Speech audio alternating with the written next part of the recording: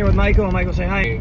I was just telling Michael about the new direction of the channel. If I'm going to tell Michael, I might as well just record it and tell you guys too. I've always wanted to help people. I've always been a giver. You know how Jesus wants to help people, but I've always been poor, so I've never really had anything to give. I've never had any money to give, but I've always wanted to help people. Once I started doing really well reselling, there was a point during COVID, from the year 2020 to 2022, 2023, I was making really, really good money. So I started helping people. I started giving to the homeless. What ended up happening is I would give to the homeless. For example, there was this chick, she was homeless, obviously out of her mind. I go up to her, I said, hey, what's your story? What's going on? I said, I can help you out with a few bucks. Will I help you? And she's like, yeah. I give her the money. I don't remember the exact amount. I want to say $12, anywhere from $10 to $15. So I give her the money and I leave, and I'm in my car watching her, and she takes the money and she puts it on the bench. She starts talking to herself and she walks away. She leaves the money on the bench. Blew my mind. Just leave money there. When that happened, oh my gosh, can't even give money to these people. They can't hold it. I was living at the homeless shelter in 2020. The local Walmart that I go to, there's a guy named Robert. Robert's always out there panhandling. I always give him a few dollars. I go to Walmart sometimes 3-4 times a day, and he's always there. I'm always giving him a few bucks. When I make a bunch of money, sometimes I'll give him more. I gave him a 20 spot one time. Christmas, I gave him 50 or something. But I got to know him because I'm always going to Walmart and he's always there panhandling. He's really rough looking, you can tell. The guy, if he doesn't straighten his life out, he's not gonna have much time left. I really felt bad. I just wanted to help Robert. I'm living at the homeless shelter. I'd been there for about 6 months, and some new residents come in, and it's Robert. Robert's living at the homeless shelter with me, and I'm pretty excited. Robert's gonna get clean. He's gonna get his life back together, because this place, La Posada, was a very, very Catholic Charities, great place. That's how I got sober, and a lot of other people got sober there. It was such a great place. They gave you a ton of freedom. They let you do what you wanted to do, but they supported whatever you did. You had a job, they supported you. For me, I worked on my own. They supported that. Most people won't support resellers, okay? They supported my reselling. I need a bus ticket. Here's a bus ticket. I need a taxi. Here's a taxi. I need clothes. Here's a voucher for clothes. I need food. Here's food. They just nursed you back to life. And that's what you need when you're a drug addict. You need people to nurse you back to life, or else you need help. If you don't, you're gonna either die or you'll just never get clean. So I see Robert come in, and I'm really excited about Robert because I'm thinking he's gonna get his life back together. And immediately I see him, he's drinking in the bathroom. He turns into a different person when he's drunk. Well, he's always drunk, but as he gets more drunk, he starts to act different. He's getting drunk, and staff is finding out. He's getting in trouble, and he's running his mouth. He's getting weird when he's drunk. And he starts telling people, I don't care about this place. He starts talking about leaving. I'm just like, oh my gosh, he's got a golden opportunity here, and he's just gonna leave. So eventually he did. He just left, and then I seen him at Walmart, living outside of Walmart, drinking, and he's diabetic. He drinks vodka or something. He doesn't drink beer. He only drinks hard liquor. So he's back at Walmart panhandling and drinking again. This sucks. They get their brights on. I can't even see. Time goes by. I finally move into my own place. I got a trailer. I got land. Michael, what did you think about when I lived in the trailer? We had fun. We did have fun in that trailer. We ended up buying motorcycles. We ended up barbecuing every night. We ended up making good deals, making good money in the trailer, yeah. I had land to put motorcycles, so I was getting motorcycles because I could bring them back there. And Guajome Lake, tons of places to ride. It was awesome being able to flip motorcycles, buy the motorcycle, put it in my truck and drive off. But I go by Walmart and Robert's there. I was doing really well financially at this moment in time. And I see Robert. I had the means to help him at this point financially, and I had the trailer had a little area where there's another bed, so I had 2 beds. He just asked me, he's like, can I come stay at your house? I said, I want to help you. I said, I don't want to just give you a place to stay for a couple days so you can just go back out and start drinking. I want to make some sort of an impact if I can. I want to bring you to detox. How do you feel about going to detox? He's like, oh, I want to go to detox. I've been wanting to go. Nobody will bring me. I want to get into detox so bad. I want to get clean. I'm tired of living my life like this. Cool. All right. He wants. All right. Cool. I let him stay at my house for 3 days. He just sleeps the whole time. He doesn't drink.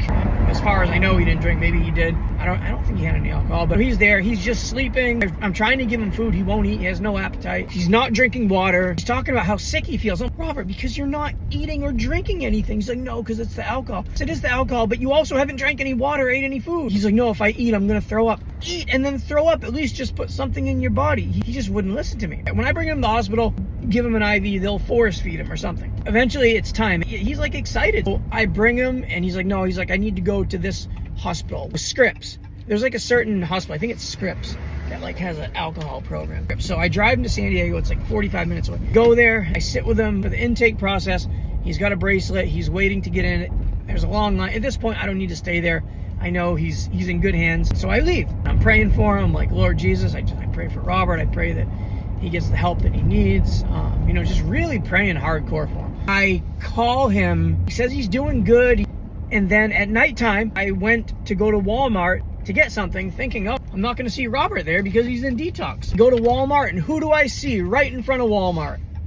Robert. And he's there drinking. I said, what's going on, man? And he makes up some excuse, but he says, I'm not drinking. He says, I'm putting alcohol behind me. I'm not drinking at all. I said, cool. I'm believing him. I'm like, I've left detoxes before. I understand if it's not your place, it's not your place. But, some people choose other ways to get sober. So I'm still supporting him. He says, can I stay at your house tonight? I'm gonna have to think about it, which was the honest truth. I had to think about it. Well, I left. I think I went to the gym. The gym is like 2 minutes away. I thought about it in the gym. I was thinking about it. I'm going to let him stay. I'm going to be like Christ. I'm going to have a heart. I'm going to let him stay at my house. Maybe I can still help him. I drive back to Walmart, and I get to Walmart. I see him on the bench. He does drink the Mike's Hard Lemonades. He's got a hidden container like underneath him. He's drinking. I'm just gonna go see what's up with him. So I don't remember if I called him on the phone or I walked up to him. I walked up to him, and he starts telling me how he's completely sober and how he hasn't had a drink, and he doesn't know that I saw him with the beer can. Now he's lying completely to my face. I just let you stay at my house. I bring you to detox, and now you're just straight telling me you're completely sober when I just drove by and seen a beer like in your hand. And I didn't care about the beer. It wasn't about the beer, because I understand you're an alcoholic. I didn't get sober the first time somebody brought me to detox, so I get it. But what I didn't like is I didn't like him lying to me. I felt really disrespected with the lying. I didn't even tell him that I seen the beer, but I just told him, nah, you can't spend the night. He was upset. So then I go home, start getting texts from Robert, and he's saying, you mother, and he starts calling me names, starts calling me a drug addict. Oh, you're on Suboxone, you're not clean, you're just as bad as I am. He thought that I was getting on him about the alcohol. I didn't care about it. I was mad about him lying. You're getting on me about drinking when you're a drug addict and you take your Suboxone. When he starts threatening me, I'm just like, man, I can't help these homeless people anymore. Every time I try to help a homeless person, it just backfires. The Robert situation really gave me a new perspective on helping homeless people. I still want to help people. The homeless route is, I don't believe is the way to go. I believe the way to go is to help the people already seeking help. When people would help me, I used to think I'm the best person to help because I'm really trying to get sober. I'm really trying to get out of this life. I think my energy is going to be going to the people who have already made the first step. And for those of you in NAAA, the first step is admitting you have a problem and admitting you're powerless over the addiction. So I can work with people on step one. Once you've admitted you have a problem, and you're ready, I can work with step one. But unless you're at step one, I don't feel like it's worth. I feel like I'm just wasting my time. People at step one are easy to find. They're at AA meetings. They're in line at the DMV. They are at the food banks getting groceries for their kids. Single mothers are easy to find, struggling single mothers. So the direction of the channel, guys, this is where the direction is going to go. What I want to do is, right now I'm making sales. I can't really spend any of the money on them because I'm struggling with bills. So as the channel grows, and let's say the channel blows up and I get 1 million subscribers and I'm making $10,000 a month, then I can actually take the money and be a philanthropist and give the money away. For right now, what we're going to do is we're going to be selling items, and we're going to be taking a portion of the sales. We're going to be going and helping people that are already at step one. I'd like to start making those videos soon. So that's where we're going to be at. We're not going to be doing the homeless thing. Step oneers, okay?